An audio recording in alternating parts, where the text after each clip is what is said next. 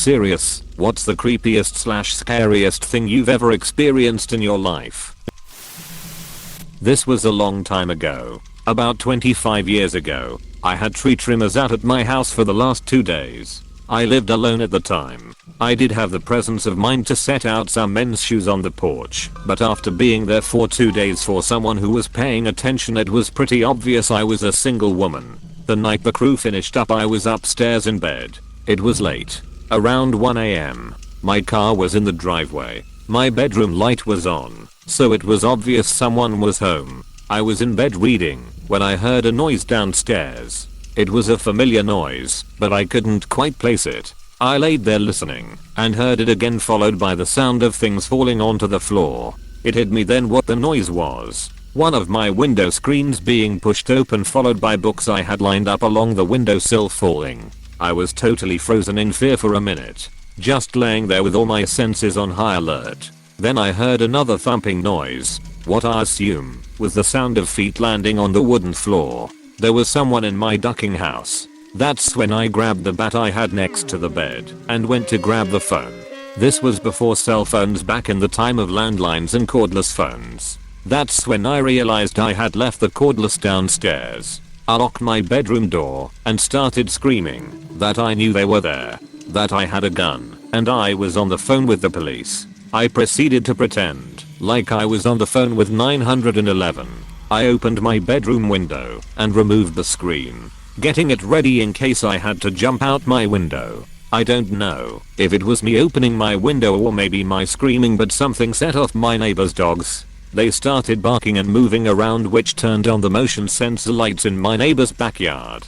I went to stand at my door with my ear pressed against it, listening, still continuing my fake 911 conversation. It was an old house with wood creaky stairs, so if they started up the stairs I would hear them. It was dead silent. Then I heard scuffing noise, the sound of the window downstairs rattling, followed by the sounds of someone running beneath my bedroom window. Something scared him off, and he jumped back out the same window he came in. I went to my window and looked out, but I couldn't see anything. Whether it was me yelling that I was armed, pretending like the police were on their way, or the dogs barking, I'll never know. I had to get the cordless phone to call police. I knew where it was, sitting on the kitchen table. I stood there listening for a long time, ducking, terrified. I really thought I might have a heart attack. I was shaking. My heart was beating so fast. I had so much adrenaline running through my body. Finally I unlocked my door, had my bat at the ready, and I crept down the stairs, into the kitchen, grabbed the phone, and then I took off and ran up the stairs 2 at a time, locked the door, and called 911 and waited until they arrived. I walked with them while they inspected the house. The window in the study was standing open, the screen removed. Books I had lined up along the windowsill were scattered on the ground. It was damp out and there were bits of dirt and leaves on the floor from someone's shoes. Outside the window was a step stool taken from my garage. I'll never forget seeing the bits of leaves and mud on my floor. It was proof someone had actually been in my house. He had been standing in my study. He knew I was home when he made entry. One of the first things the cops asked me was if I had any work done on my house recently. Tree trimmers. I'm sure it was one of them. They had been around for 2 days. Long enough to get a general idea of the house layout and to ascertain I was a single female. I was so scared after that to stay in my house. I felt so incredibly lucky he got scared off, but what if he came back? I felt violated and I was angry. I spent the next few months either staying with my mom or having someone stay in my house with me. The only reason that window was unlocked was because the lock was broken. I had that fixed, and for extra insurance I put nails in so they would block the window from being opened.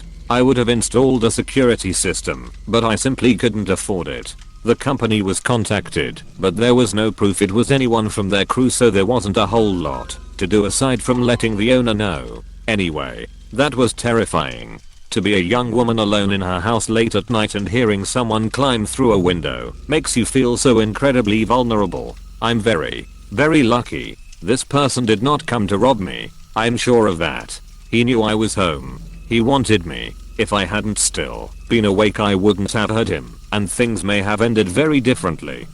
God, that is scary as hell. I remember walking my dog one morning, kind of early-ish, and seeing this grey car follow me through the neighborhood. I kept thinking they looked like they were lost and just looking for a certain address at first. Then I realized they had followed me for 2 blocks and kept looking at me. Since my neighborhood circles around with kind of grass field in the middle, I decided to just cut through and go home. I got back to my place and immediately locked the door. Feeling better, I started going through my morning routine, and not even a few minutes later I hear my doorknob rattling, as if someone was trying to get in. I don't know what possessed me, but I remember yelling, "Just try coming in here and see how fast I kick your asses." Right as my dog started barking, the most scared I have ever been in my own home. Thankfully whoever it was left me alone after that. I got into a fight with my boyfriend while over the phone, and because I was a stupid teenager, I decided to walk to his house in the middle of the night. Problem is, that meant passing through a dimly lit, questionable part of town. But of course, who gives a duck?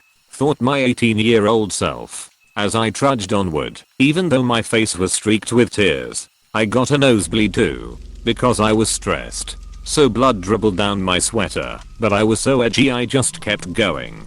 Suddenly I came across a group of guys who had a ladder propped up against a wall. Right on the other side was one of those wealthy houses that were part of a subdivision. I froze. They hadn't noticed me, probably 4 or 5 of them, with one guy already climbing the ladder. But one of them turned his head and looked straight at me. I remember my heart pounding, my mind screaming to run, even though my feet wouldn't move. I thought I was going to be killed. The guy let out a yelp. This got the attention of the others, and I heard a lot of panicked expletives. Turns out seeing a bloody girl in the middle of nowhere will deter any criminal. It didn't help that I have stereotypical Asian features, complete with the Heim cut with bangs that reach my eyes. In hindsight, to them, I looked like something out of a horror movie, even though I was in my pajamas. The guy fell off the ladder, and along with the rest, jumped into their car and drove off. For the first time I was thankful of my spontaneous nosebleeds. Creepiest, I was in New York taking a training course, and I was up late writing a paper. When I finished, it was about 3 AM, so I decided to go downtown, find a Kinko's, print the paper, and then go to a diner and study before class. I was standing on the platform waiting when suddenly I saw a massive black man, around 6'4", in a yellow leather suit with matching fedora, and the whites of his eyes were blood red. He's standing about a meter away from me, just staring at me. He didn't make any noise. He just sort of showed up. I got on the subway, and so did he, sitting across from me, staring directly at me, no blinking, no speaking, just staring until I got off. Scariest, one night, my wife was in Europe on a business trip, so my daughter, who was about 10 years old at the time, and I were alone in the house. I got up at about 2 AM, because I could not sleep. I went into the living room to sit down, but I didn't turn on the lights, because I didn't want to wake my daughter, but she was actually awake and thought it would be fun to creep up behind me and surprise me. I walked into the living room. I looked at the plate glass window leading to the balcony and saw someone standing behind me. I yelled and swung around, but at the last split second realized it was my daughter. If my instincts had been any slower, I would have punched my daughter in the face with full force. I'm not sure which is scarier, being scared in the first place, or almost belting my little girl in the face. I've told this before. When I was maybe 6 or 7, I was staying the night at my grandparents' house. I was on the couch trying to sleep when I heard whispering. They had a painting of my aunt hanging on the wall in the living room, and it was talking to me. Nothing creepy though. It was talking the way my aunt would talk to me, asking me if I was behaving, and typical aunt talk. She tells me to wake my grandfather up because she needs to talk to him. I did, and when he realized she wasn't there he began scolding me. In between threats and insults he noticed someone moving outside the window. He grabbed his pistol and told me to stay in the room with my grandmother. A minute or two later we hear a gunshot. Turns out there is a prison for young adults about 20 miles from where they live. 3 of them killed a guard and escaped. They were sizing the house up to take his truck and whatever they could. but he saw them first. Ended up shooting one of them in the shoulder. I have no idea why that ducking picture was talking to me. They've never experienced ghosts before or since. Edit. Ghosts may have been a bad choice of words, because my aunt is still alive to this day.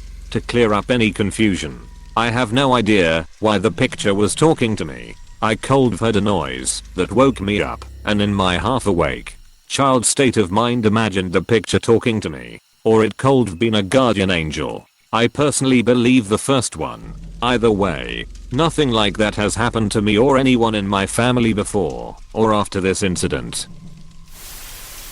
Okay, so when I was a surgical resident I went to assist in what's euphemistically called a harvest. A 9-year kid had been hit by a car and been pronounced brain dead. His family wanted his organs to go to good use, so we went there to collect the organs. He came in on a ventilator, but with his heart beating and alive appearing. We opened him up end to end, got ready to clamp off all the major organs, poured an ice, and then took them all out. I met a guy who got his kidney and another who got his liver. The liver guy would certainly be dead without it, and the kidney guy probably. His other kidney, and heart, and some of his gut all went to good uses. As much as I knew he was already dead, it was still really difficult to come to terms with.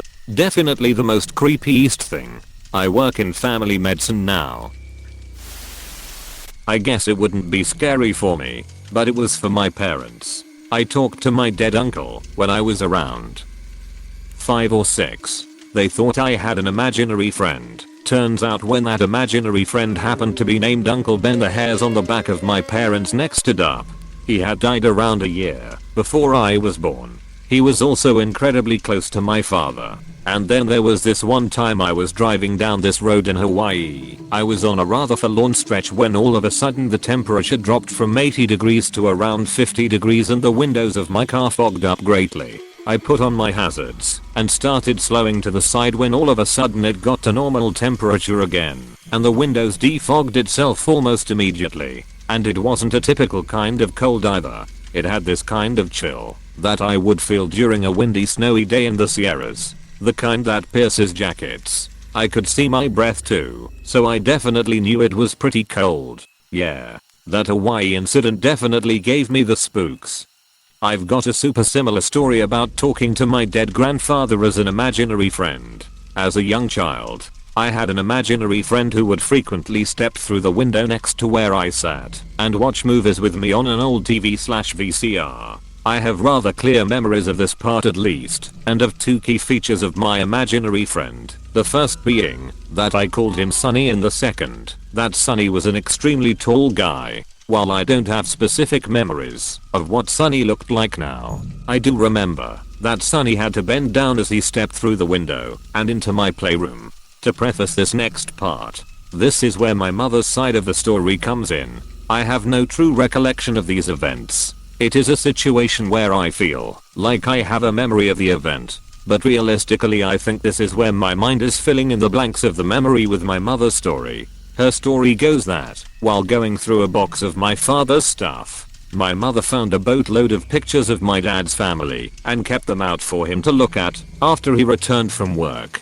I, being the nosy and bored child I was, spent my time with her while she was sorting things out and going through the pictures mostly quietly until we came across a certain picture of my grandfather. Dad's side.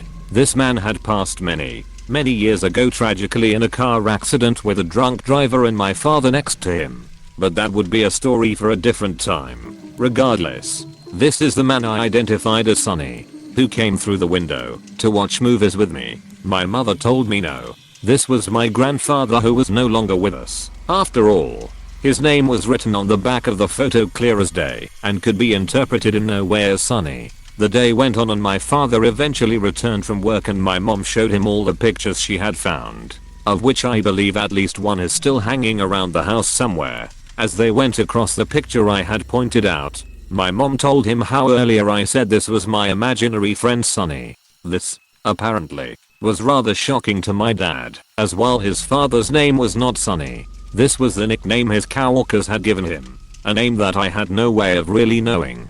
Combined with it all, Slender physique and picture recognition seemed to seal the deal for them. My grandfather would come in through the window to watch tapes with me, while the memories I do have of these events are mostly limited to the area he visited me in, the name, and the tall man climbing through the window. I have no real recollection of a sense of time around those events and when they stopped/started. But I'm sure my mother remembers as it spooked the hell out of her. So yeah, apparently my dead grandpa and I were pals. Like you said though, not particularly scary for me, but my parents sure freaked the duck out when I knew a name and a face of someone who died years ago. Hey, thanks for watching, and don't forget to subscribe.